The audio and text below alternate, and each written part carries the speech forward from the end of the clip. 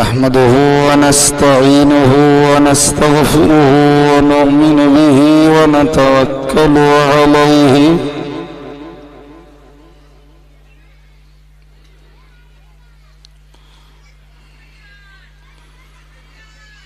ونعوذ بالله من شرور أنفسنا ومن سيئات أعمالنا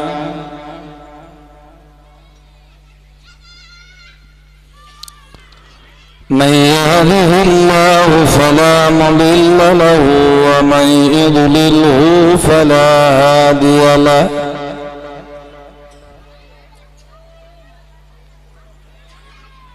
ونشهد أن لا إله إلا الله وحده لا شريك له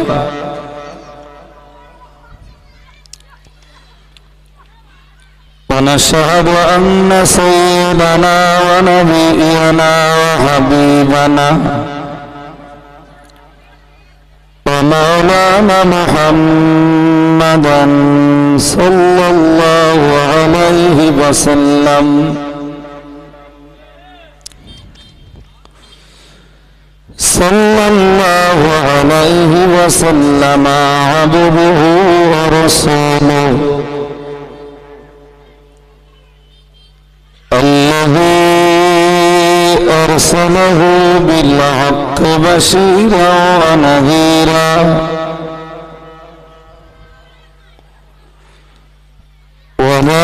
وداعيا إلى الله بإذنه وسراجا منيرا فأعوذ بالله من الشيطان الرجيم بسم الله الرحمن الرحيم إن الله وملائكته يصلون على النبي يا أيها الذين آمنوا صلوا عليه وسلموا تسليما اللهم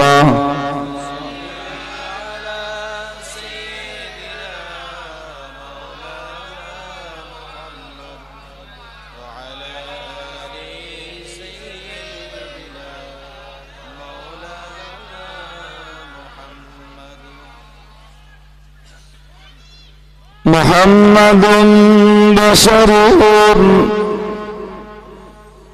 ليس كالبشر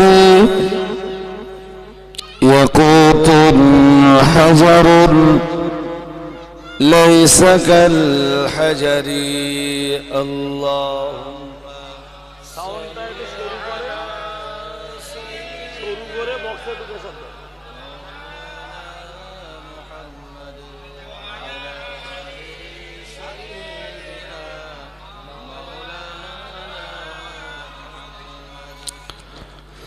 جاءنا محمد بشيرا نذيرا صلوا عليه كثيرا كثيرا اللهم صل على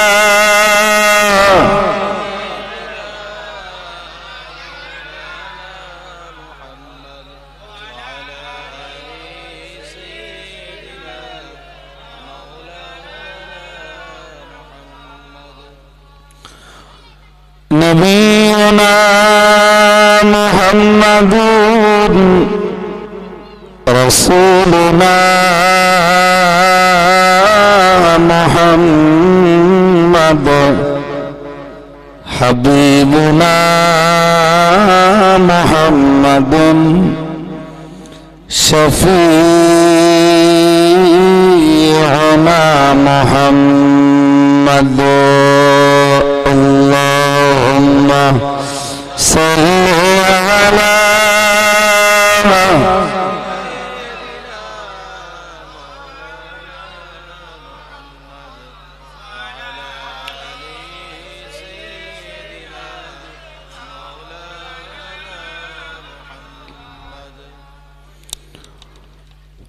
بسم الله الرحمن الرحيم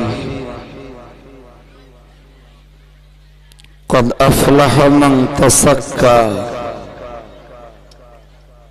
وذكر اسم ربه فصلى بل تؤثرون الحياة الدنيا والآخرة خير وأبقى إن هذا لفي الصحف الأولى صحف إبراهيم وموسى আরেকটু প্রেসার নেবে না বক্স দেন না প্রেসার দেন প্রেসারটা নিচ্ছে না বক্স সাউন্ডটা ছড়িয়ে যাচ্ছে বাইরের মাইকের সাউন্ড ঠিক আছে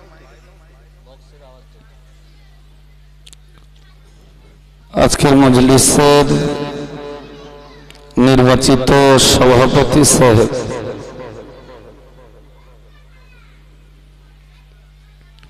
আমন্ত্রিত ওয়াইদিনে কেরাম বিশেষত প্রধান অতিথি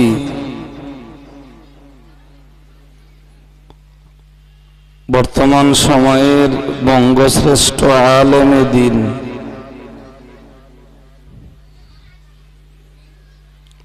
উস্তাদুল উলামা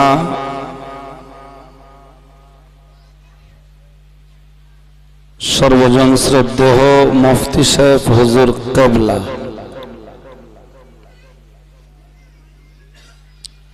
বারাকাল্লাহু ফি হায়াতিহি ওয়া ইলমিহি ওয়া আমালিহি ওয়া বায়ানিহি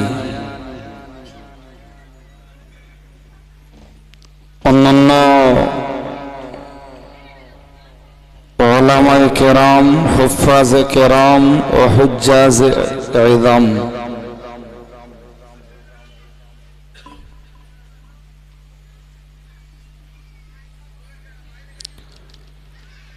সম্মুখে বসা আল্লাহওয়ালা শ্রোতা মণ্ডলী,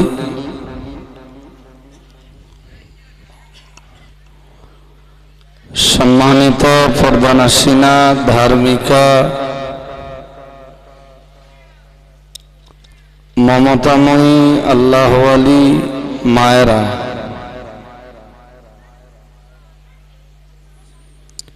শুকরিয়া মাবুদের দরবারে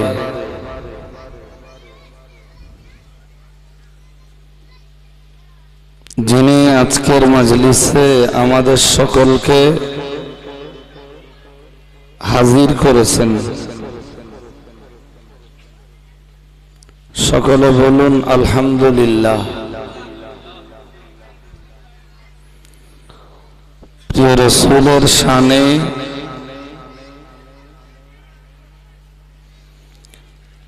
আজকের মজলিস থেকে আমরা ভক্তিভরা কণ্ঠে আন্তরিকতার সাথে সম্মিলিতভাবে সালাতের নাজরানা প্রেরণ করি। সকলে পড়ি সাল্লাল্লাহু আলাইহি ওয়াসাল্লাম।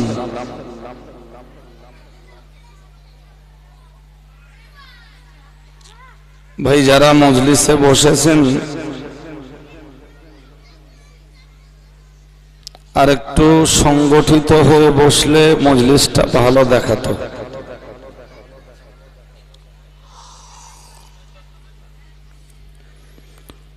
বাদা সালাতিল ইশাই, যারা ঈশার নামাজের পরে আজকের এই মজলিসের সৌন্দর্য বৃদ্ধির লক্ষ্যে রাহমাতি এই মজলিসে বসছেন, আমি সবাইকে অনুরোধ করছি একটু সামনের দিকে এসে বসলে ভালো দেখাবে।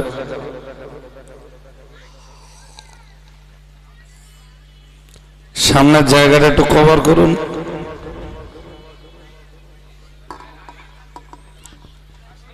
আমার কথা বেশিক্ষণ শুনতে হবে না, ঘন্টাখানিক আমি, তারপরে মাননীয় মুফতি সাহেব হুজুর কেবলা আসবেন। আবার মাঝখানটা গ্যাপ হয়ে গেল না?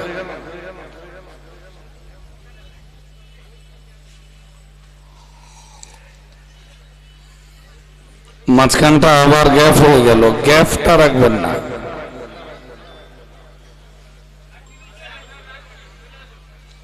লেখা পাঠিয়ে দিয়েছি, তুমি একটু পড়ে এবার গুছিয়ে লিখে নাও। হ্যাঁ, হ্যালো হ্যালো,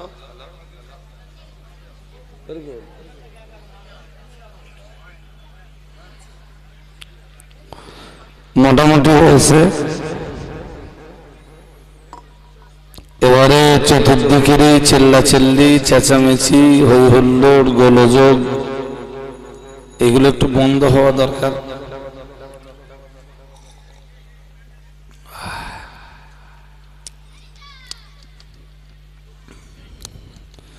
যারা আজকের মজলিসে এসে বসছেন সকলের জন্য আমার আন্তরিক শুভেচ্ছা, মোবারকবাদ।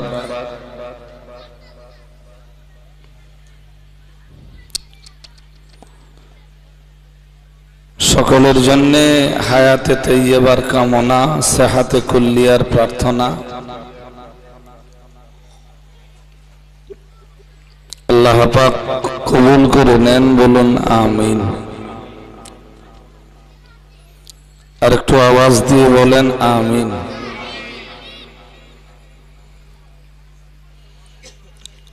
আজ আমরা আলোচনা শুনব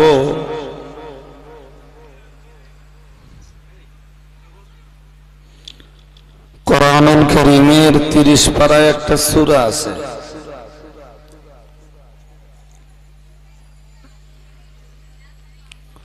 সূরাটার নাম হলো সূরাতুল আলা।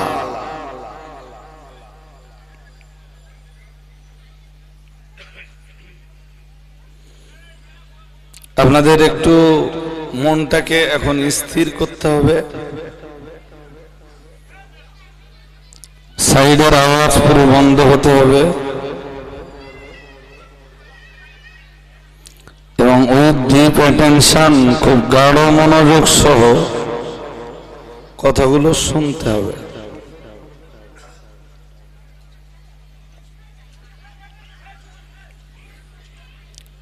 কারণ কোরআনের জ্ঞান অর্জন করার ইচ্ছা যাদের থাকে, আল্লাহ কোরআনুল কারীমের জ্ঞান অর্জন করা তাদের জন্য সহজ করে দেন। সুবহানাল্লাহ বলুন।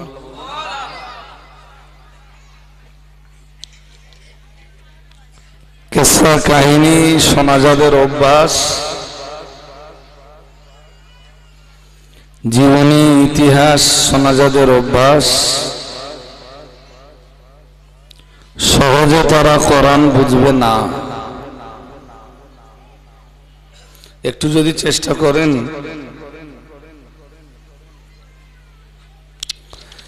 রাসূলুল্লাহ বলেছেন ফাইন্না আসদাকাল হাদিসি কিতাবুল্লাহ,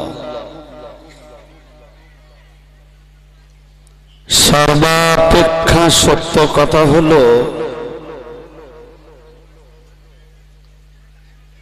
কোরআনুল কারীমের কথা। সুবহানাল্লাহ বলুন। কোরআনুল কারীমের চাইতে বেশি সত্য কথা আর কিছু, জোরে বলুন, নাই।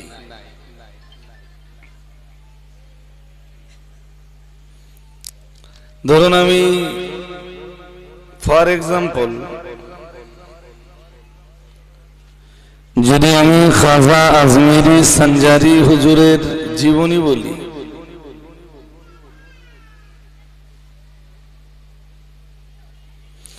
কোরআনুল কারীমে ওলিয়া উলিয়াদের বর্ণনাও আছে, কারামতের বর্ণনাও কোরআনে আছে। যদিও আমাদের দেশের এক শ্রেণীর মানুষ ওলিয়া উলিয়াদেরকে অস্বীকার করেন, তাদের কারামতকেও অস্বীকার করেন। এখানে প্রসঙ্গত দুটো কথা মনে রাখা দরকার।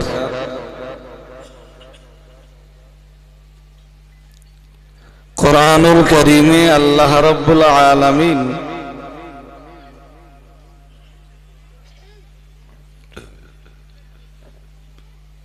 দুই ধরনের ওলির কথা বলেছেন।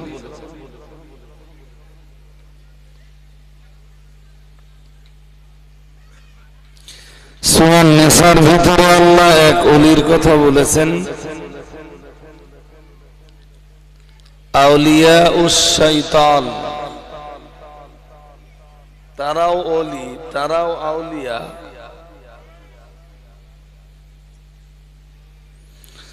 যদি আমায় জিজ্ঞেস করেন যে হুজুর সূরা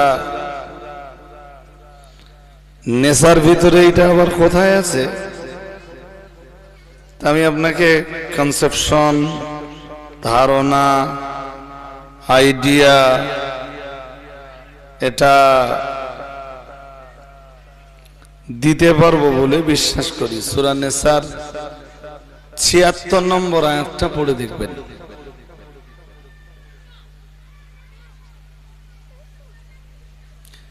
আমি আরেকবার বলছি, সবার মন এখনো স্থির হয়নি, একটু স্থির মনে শুনতে হবে আমার কথা। আর মাঠে যে বাচ্চাগুলো চেল্লাচিল্লি করছে, ওরা এসে বসবে, আর নইলে মাঠের এই চেল্লাচিল্লিটা বন্ধ করবে। তাহলে আমরা কোরআনের কিছু কথা শুনতে পারবো ইনশাআল্লাহ। এক শ্রেণীর মানুষ আছেন যারা আউলিয়া উল্লাহর শত্রু।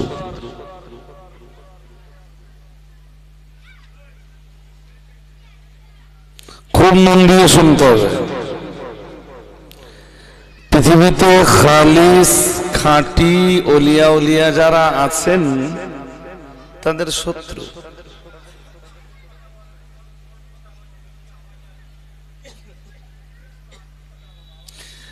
কোরআন থেকে তারা দলিলও দেয়। দলিলটা আমি আপনাদেরকে বলে দিচ্ছি কোথার থেকে দলিল দেয় তারা। তারা কোরআনুল কারীমের ৮ পারা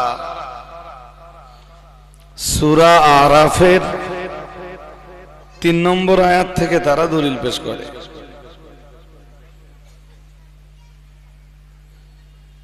চলুন আমরাও দেখে নিই সূরা আরাফের ৩ নম্বর আয়াতে কি আছে। এই কচি, এত জ্বালাতন করিস কেন বাবা?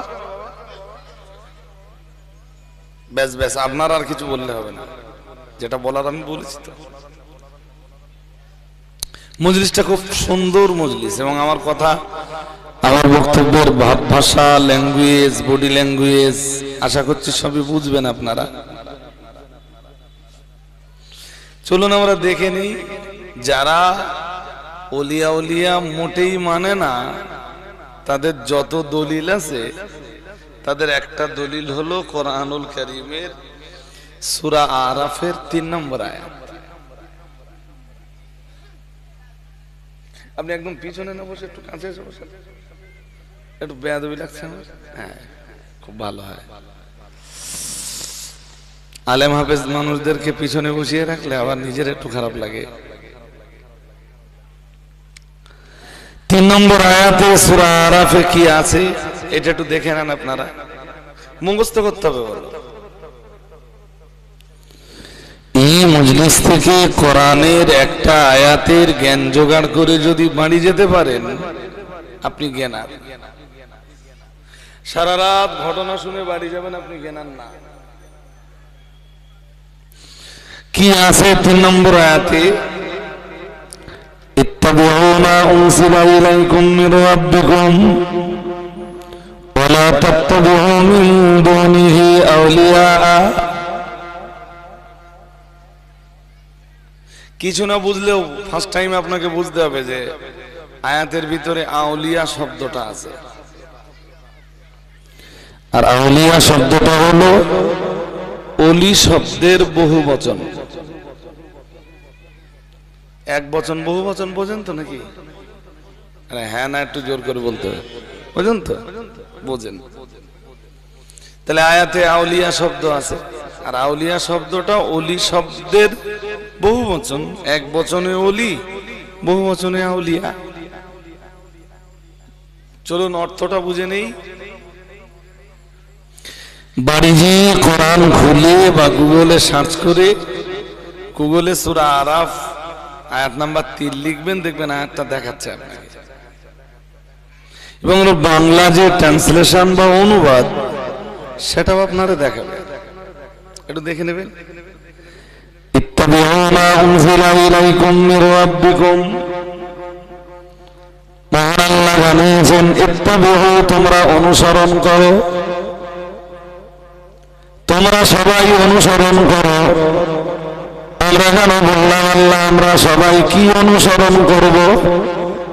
মহান আল্লাহ জানিয়েছেন মা উনজিলা ইলাইকুম মির রাব্বিকুম, অনুসরণ করো ওটা যেটা তোমাদের রবের পক্ষ থেকে তোমাদের কাছে নাযিল হয়েছে। এবার আপনারাই বলুন আমাদের কাছে আমাদের রবের পক্ষ থেকে কি নাযিল হয়েছে? সবাইকে বলতে হবে। আওয়াজ খুব ভালো হয়নি তো? কোরআনুল কারীম নাযিল হয়েছে, আমাদের নবীর উপরে নাযিল হয়েছে। কাদের জন্য নাযিল করেছেন? আমাদের জন্য, ঠিক না? তা আল্লাহ বলছেন তোমাদের রবের পক্ষ থেকে তোমাদের কাছে যেটা নাযিল হয়েছে, তোমাদের নিকট যেটা নাযিল হয়েছে তোমরা ওইটা অনুসরণ করো। তো ভালো কথা না খারাপ কথা? তার মানে আল্লাহ কোরআনের অনুসরণ করতে বলছে, তা ভালো কথা না খারাপ কথা? ভালো কথা না? পরের কথাটা শুনেন। আল্লাহ পাক পরের অংশে আবার জানিয়েছেন ওয়ালা তাত্তাবিউ মিন দুনিহি আউলিয়া, মহান আল্লাহ আবার জানিয়েছেন ওয়ালা তাত্তাবিউ, আর তোমরা অনুসরণ করো না মিন দুনিহি আউলিয়া, আল্লাহ ব্যতীত কোন ওলির অনুসরণ করো না। কি বললেন আল্লাহ? এইটা মুখস্থ করতে পারবে। আল্লাহ ব্যতীত কোন ওলির অনুসরণ কে নিষেধ করতেছেন? যারা ওলি মানে না, এইটা তাদের দলিল।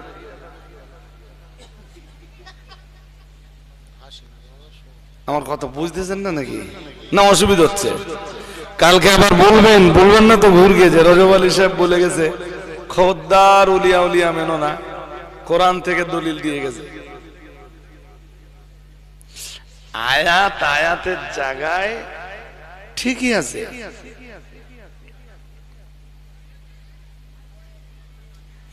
আসলে যারা এই আয়াতটাকে দলিল হিসাবে পেশ করে ওলিয়া উলিয়াদের থেকে মানুষের চেহারা ঘুরিয়ে নিতে চাইছে, আয়াতটা তারা বুঝেনি।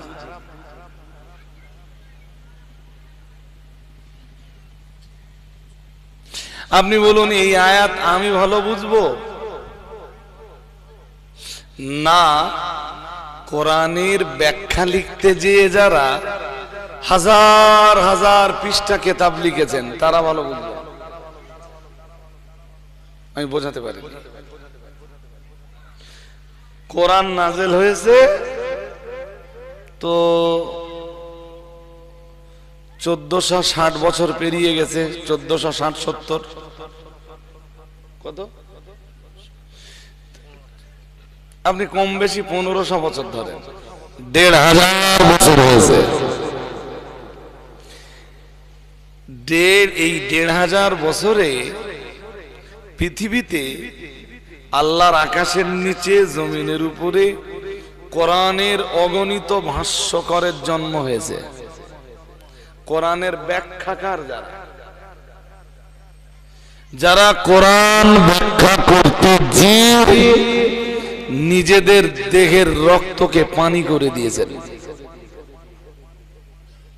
সুবহানাল্লাহ বলবেন না? আর একটু মন খুলে বলেন।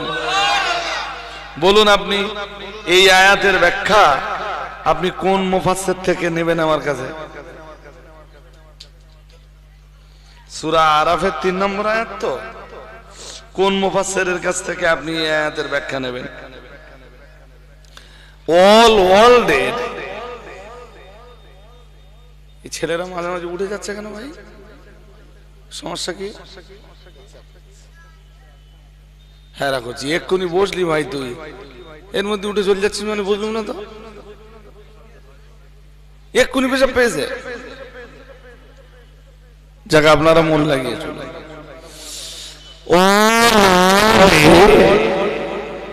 যত ছেলে মৌলানা হয় তাদেরকে একটা তাফসীর পড়ানো হয়।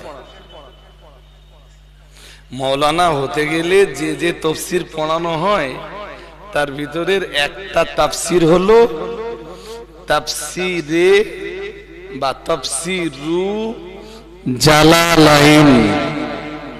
তাফসীরে, জোরে বলুন, নাম শুনেছেন কোনদিন? আমরাও স্টুডেন্ট লাইফে পড়েছি। কোথায় কোথায় পড়েছি শুনে নেন। আলেমে পড়েছি 2 বছর, ফাজেলে পড়েছি 2 বছর, ফের কামেলে যেয়ে পড়েছি আবার 2 বছর। এই 6 বছরে সিলেবাসটা এমন ভাবে বিভাজন ছিল, তখন টোটাল 6 বছরে পুরো জালালাইন পড়া হয়ে যাবে। আর খারেজি মাদ্রাসাগুলোতে কোথাও বা 1 বছরে শেষ করায়, আর কোথাও বা 2 বছরে শেষ করায়। তাফসীরটা যদি গ্রহণযোগ্য না হবে তাহলে পৃথিবীর মাদ্রাসাগুলোতে আর পড়ানো হতো না। যারা আলেম হচ্ছে, মৌলানা হচ্ছে, তাদেরকে তাফসীরটা পড়ানো হয়।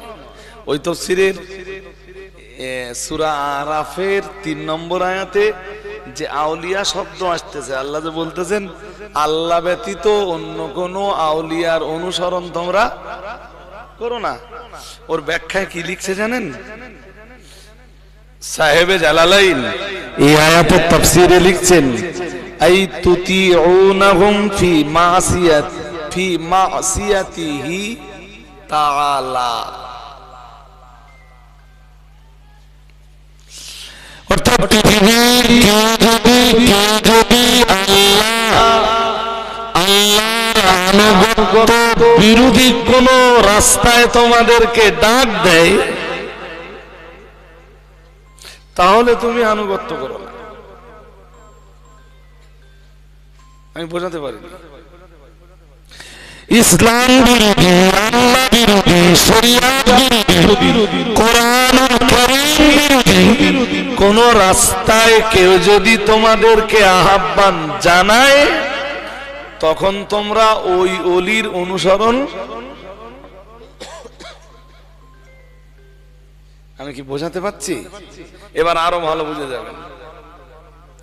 আমি যে আয়াতটা শুরুতে বলেছিলাম মনে আছে? 5 পারা সূরা নিসার 76 নম্বর আয়াত। এইগুলো আপনাদের একটু মনে রাখবার দরকার আছে। আমার এক শ্রোতায় জিজ্ঞেস করেছিল ওয়াজ করতে করতে, আমি সেই মজলিসে ওলিয়া উলিয়াদের নিয়ে ওয়াজ করছিলাম। এক শ্রোতা পিছন থেকে প্রশ্ন করলো চট করে, বললো যে সূরা আরাফের 3 নম্বর আয়াতে কি আছে? তাই বলেছিলাম ভাই আমি তো হাফেজ না, সূরা আরাফের 3 নম্বর আয়াতে কি আছে আমি জানি না, আপনি আয়াতটা পড়ে দেন আমি বলে দিচ্ছি। আয়াতটা পড়ে দেওয়ার দায়িত্ব আপনার, আর আয়াতের তরজমা করা আর সংক্ষিপ্ত এক্সপ্লানেশন করা এই দায়িত্বটা আমার। বেচারা আয়াত আর পড়তে পারে না, তার মানে ও শুধু বাংলা অনুবাদটা পড়েছে যে আল্লাহকে অনুসরণ করো, যে কিতাব নাজিল হয়েছে তোমাদের কাছে ওই কিতাবের অনুসরণ করো, আর আল্লাহ ব্যতীত কোন ওলির অনুসরণ। শুধু অনুবাদটা পড়ে, শুধু আয়াতের ব্যাখ্যা পড়িনি।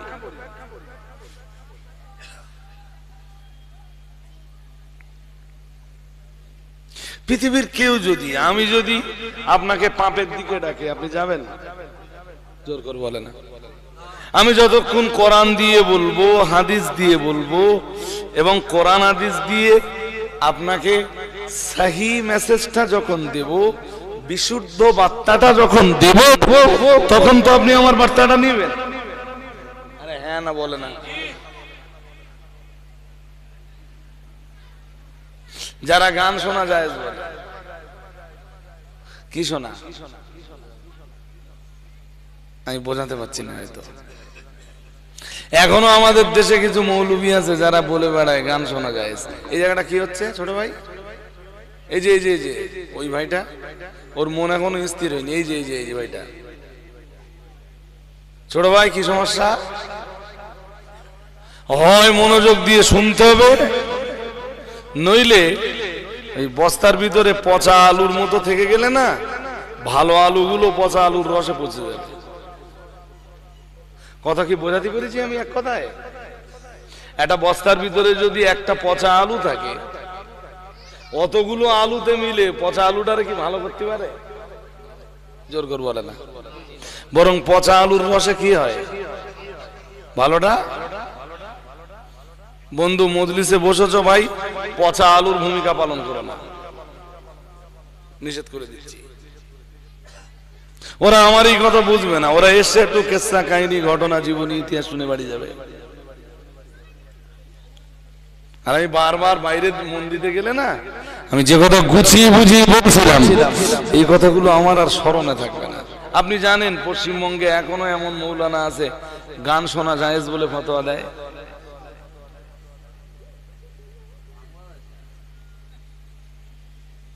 বাংলাদেশে আছে। আপনি যে জেলাতে বাস করেন, আপনার জেলাতে আছে, আপনি জানেন? কিছু বলে না, জোর করে বলবেন তো। তারাও কোরআন হাদিসের দলিল দেয়। কিসের দলিল দেয়? জোর করে বলে না। তারাও কোরআন হাদিসের দলিল দেয়।